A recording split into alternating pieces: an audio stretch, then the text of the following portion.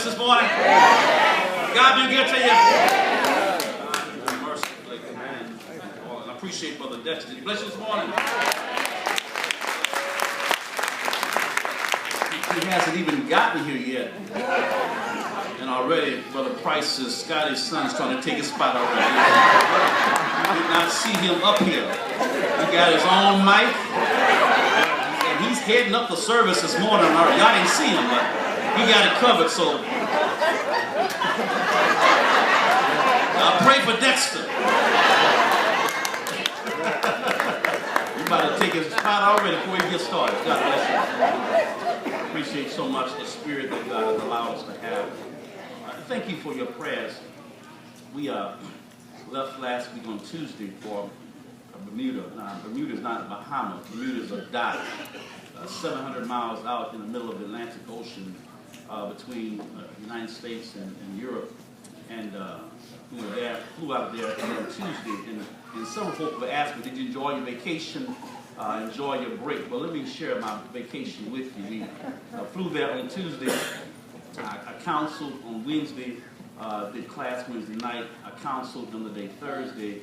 I did a young adults group Thursday night. I counseled on Friday.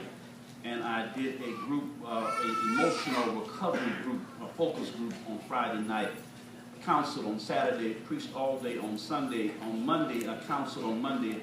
And Monday night, met with, we had a divided men and women segment. I did the men, Laura did the women. On Tuesday morning, I counseled.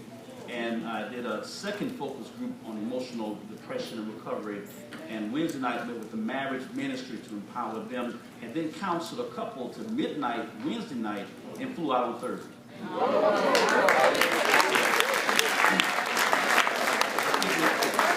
Probably counseled 12 or 13 families in the time period that we were there. So I wouldn't quite call that a vacation. But we did see the water. We did see the water, flew over the water, saw the water, and the weather was a little cool and wet there this past week. We thank God that He was good to allow us to be there to be able to service the church, the Brighton Hills World Church in Devonshire, Bermuda, and wants to thank you for allowing us to disappear from here for a week to be there with them and work with them. But most of the time, these kind of travels are really more working to try to empower and bless families. And appreciate Laura, she did an excellent job with the ladies on Monday night over there and counseling with them as well. Beautiful gift. You're precious. And thank you for your prayers on our behalf while we traveled back and forth and made it back here.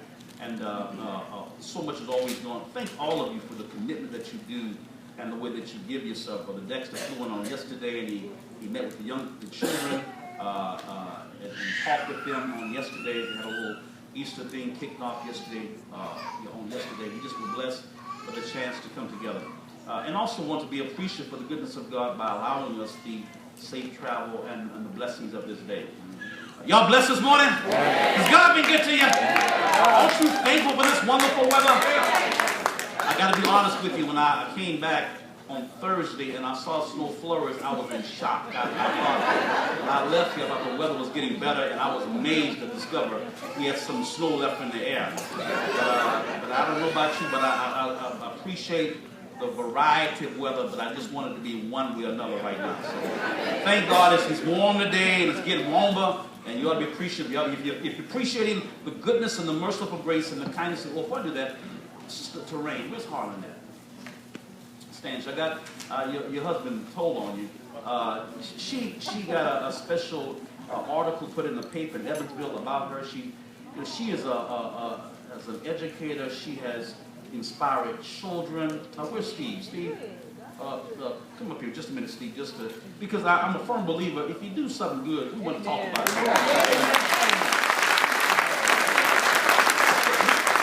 If we got folks to talk about it, you do bad, right? So we might as well.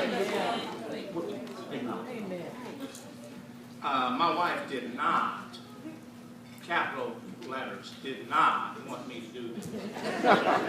Needless to say, she didn't know that I was doing this.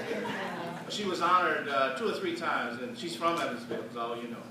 She went to the U.S. ISUE, which is now University of Indiana.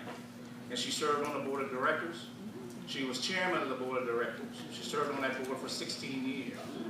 She graduated in the first graduating class from that university. She has taught. She's a mother. She's a wife. She's a Christian. She grew up in the poor side of Evansville, did it well, pushed by her parents and God, and she's still serving today.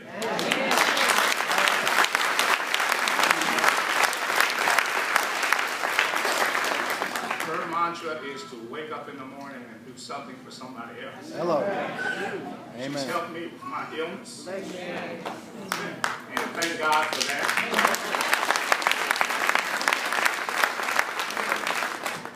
And I'm just proud to be your husband, and I wanted you to know. Otherwise, you would never have known. They honored her as a phenomenal woman at the university.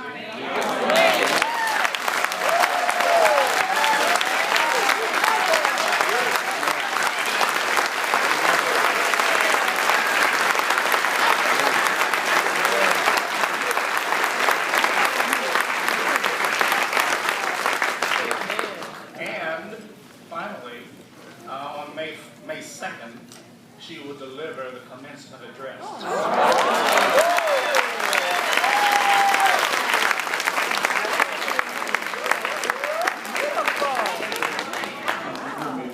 She would never tell you this stuff. Thank you, Harlan and Steve, for the gift that you are to us as a family. We have so many gifted people here. So many great works across this city and this country. We thank God for you and the blessing that you are. We're blessed also today to have with us Chaplain Wally to introduce us, our next mayor. He's going to have a chance just to give a couple words with you, Chaplain. Come forward and introduce our next mayor with us, and we'll have a chance to do our reading. Come on, put your hands together, give God some praise.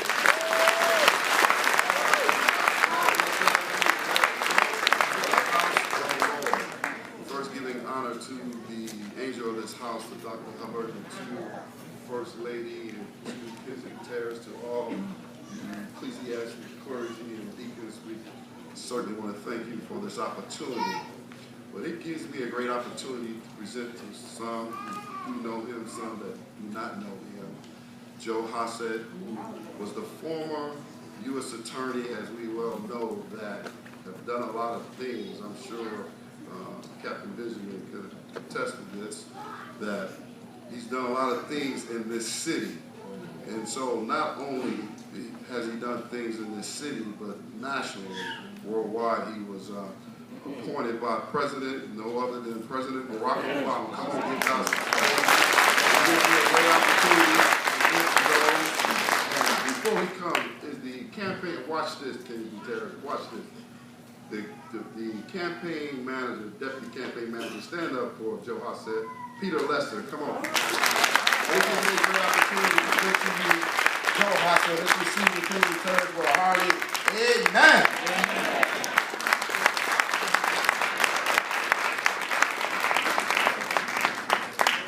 Thank you so much.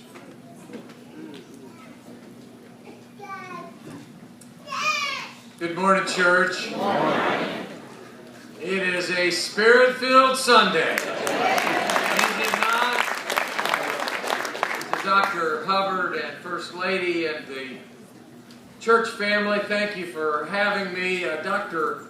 Hubbard and I were in the pastor's study before we came out, and he was counseling me. You know, he just shared with us all the counseling that he was still counseling this very morning. Now, he was saying, Joe, don't be egocentric.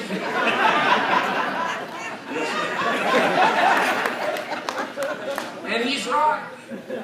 You know, far too often we all tend to be egocentric, don't we? I know I do.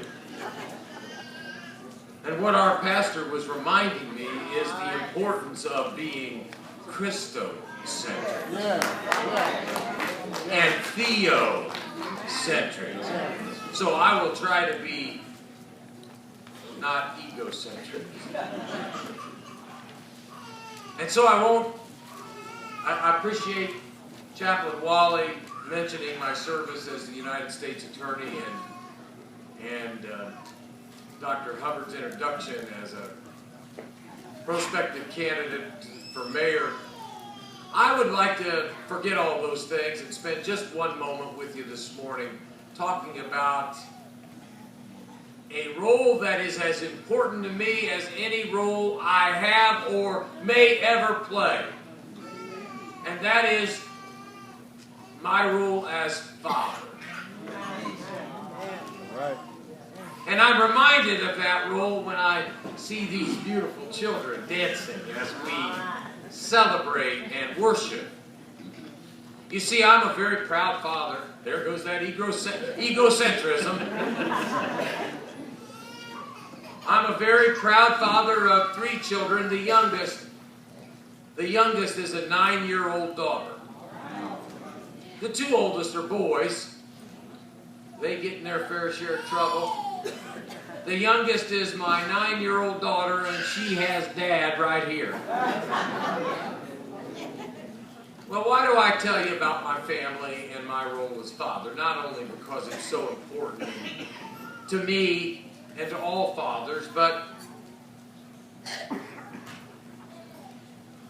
about 4 or 5 weeks ago, in fact, I think it was in and around the last time I was here at Kingsley Terrace, I read in the newspaper one morning about another 9-year-old right here in our community, a 9-year-old girl. You may have seen it or seen reports of it on the TV. She was just like my daughter, a 4th grader, 9 years old. She was also a Girl Scout. And as many 9-year-old Girl Scouts do at this time of the year or a little earlier, she went over after school one afternoon to her apartment complex with her younger sister to gather up some Girl Scout cookies. Now, I know that you love Girl Scout cookies, because I know I do.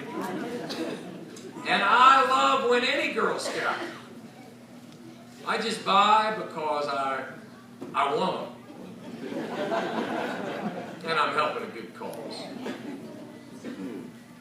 But the sad part of this story, as you may know, is she went to get her Girl Scout cookies with her younger sister because they were going to go door to door in their apartment complex, in a place where we all ought to feel safe.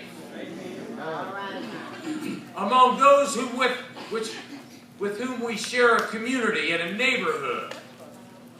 And she had not gotten even outside her door 2 or 3 steps before this 9-year-old 4th grade Girl Scout became yet another victim of gun violence in our city. So you may be wondering why I tell that story. Well, it's this, and I will thank you for listening and allowing me to share in part of this wonderful worship service. A 9-year-old girl, any 9-year-old girl in our city, ought to be able to walk down the streets of her neighborhood and sell Girl Scout cookies without having to worry about gun violence in our community. And I'm a former federal prosecutor, but I speak to you this morning as a father of a 9-year-old girl. And as a father, I know you appreciate when I say there is nothing I would not do to protect my 9-year-old daughter. And if I am given the great honor of being your next mayor, you have my commitment that there is nothing that I will not do to help protect your children and your grandchildren from that kind of violence as well. May God bless this church.